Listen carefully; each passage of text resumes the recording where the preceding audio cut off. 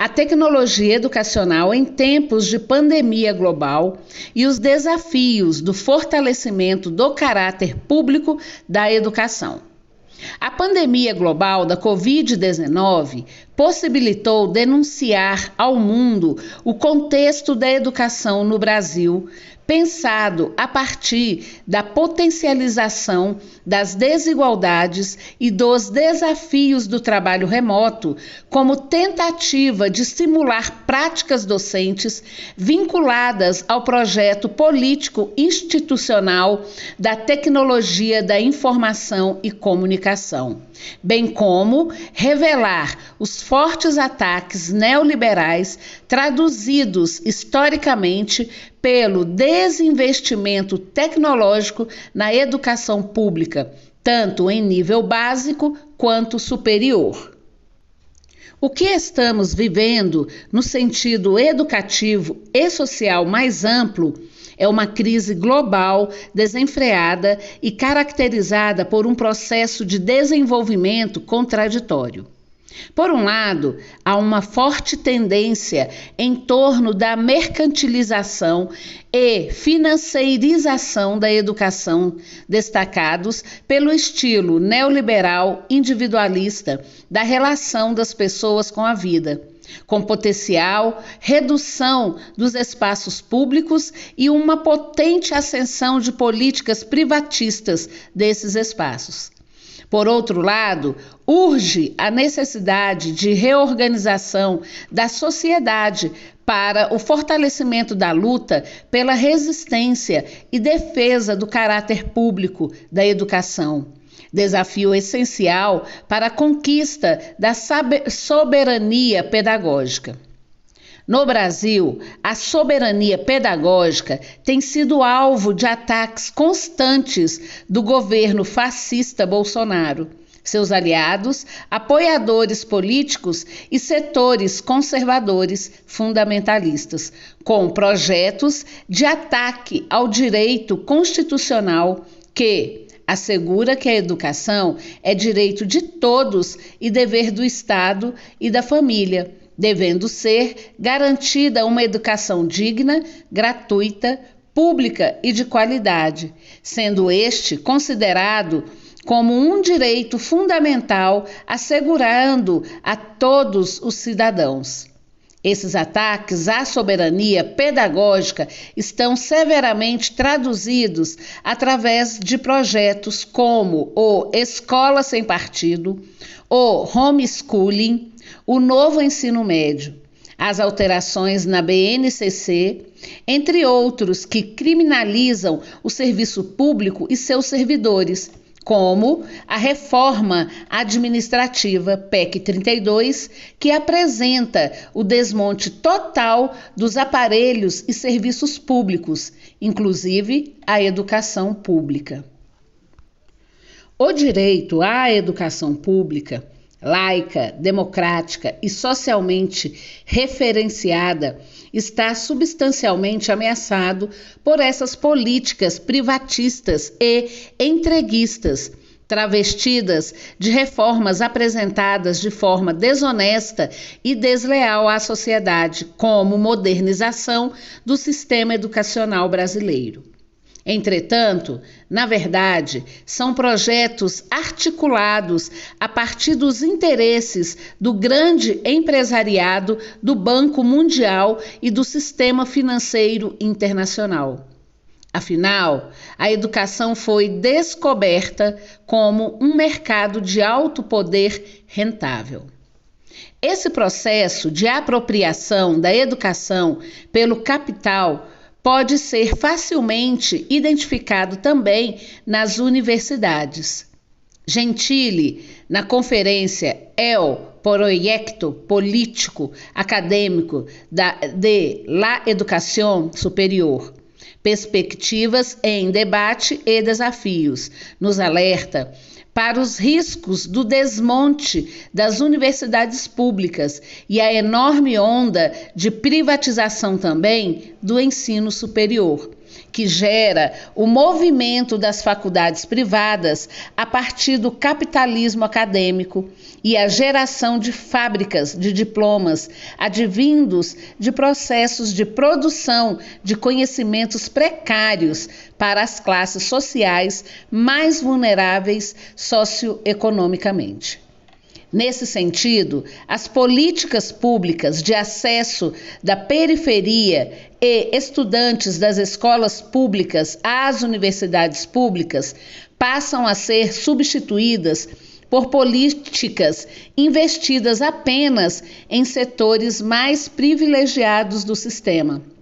uma pequena elite intelectual, conforme declarou o ex-ministro da Educação de Bolsonaro, Ricardo Vélez. Ao contextualizar essa contradição no mundo em pandemia, podemos perceber que a ausência do Estado no fortalecimento de políticas públicas e eficazes tem implicado na terceirização dos setores de proteção da sociedade e prestação de serviços cada vez mais precarizados. Essa realidade tem sido vivida há mais de um ano de trabalho remoto, sem nenhum investimento do governo em estruturar as plataformas e os artefatos necessários para a prática pedagógica, como uma política pública extremamente necessária e urgente para as aulas remotas. Infelizmente, o que vimos acontecer no Brasil foi mais um crime contra o povo brasileiro, que deixou à própria sorte gestores, professores, orientadores educacionais, especialistas, estudantes, pais, mães responsáveis. O direito à saúde, à educação, ao trabalho, entre outros, são direitos que residem no território constitucional brasileiro. O artigo 6º da Constituição Federal de 1988 diz que a educação é um direito fundamental de natureza social. Podemos afirmar, portanto, que a privatização dos setores de proteção da sociedade perpassa também pelo campo da educação. A privatização da educação, como uma prática de desproteção social, implica em serviços cada vez mais deficitários. A Covid-19 está impondo um debate importante no que diz respeito à necessidade de enfrentamento da pandemia a partir do fortalecimento da luta pela vida, por vacina, por comida no prato e por políticas públicas que nos permitam enfrentar os efeitos privatizadores advindos desse processo, além da necessidade de readequação das estruturas de serviços sociais essenciais em função da ausência deliberada do Estado como o provedor. Na educação, os efeitos colaterais desse processo serão muito danosos, porque a tecnologia institucional que se instalou durante o trabalho remoto contribuiu pouco para a caracterização e valorização do caráter público da educação. Por exemplo, o trabalho pedagógico remoto, como única opção de preservar a vida, impôs muitos desafios, dificuldades e a necessidade de utilização de recursos e ferramentas próprias para o trabalho educacional. Algumas fragilidades desse processo podem ser apontadas como o abandono do Estado no preparo profissional para as escolas liderarem com essas novas ferramentas a falta de recursos adequados para o trabalho pedagógico remoto, o processo avassalador de exclusão de estudantes que ficaram e ainda estarão fora da plataforma, ferindo o caráter primordial da educação pública, que deveria ser o de democratizar o acesso a partir do princípio de igualdade de direitos, entre outros. O mundo em pandemia trouxe para o campo da educação uma nova forma de exclusão, que é a exclusão por conectividade entre os setores populares da sociedade brasileira. O processo de organização do trabalho pedagógico a partir da tecnologia educacional, realizada necessariamente por meios eletrônicos, sem estar estruturada com uma política pública eficaz, retira o caráter público dos artefatos, uma vez que nos conectamos por meios próprios. Nesse sentido, a prática docente tem sido impregnada de um caráter privatizador da conectividade. Essa dinâmica permitiu também o acesso externo do que havia de mais autônomo, democrático e preservado na organização do espaço escolar, que é a relação direta entre professores e estudantes. Diante do exposto, vamos aos desafios de manter a luta pela soberania pedagógica,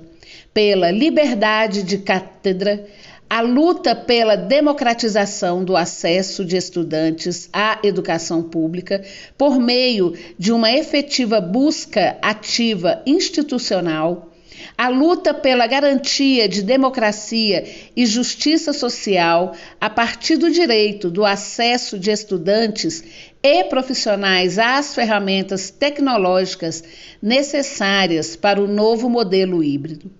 A luta por políticas públicas que consigam minimizar os impactos deixados pelo limbo pedagógico desse período. A luta contra o caráter privado da educação.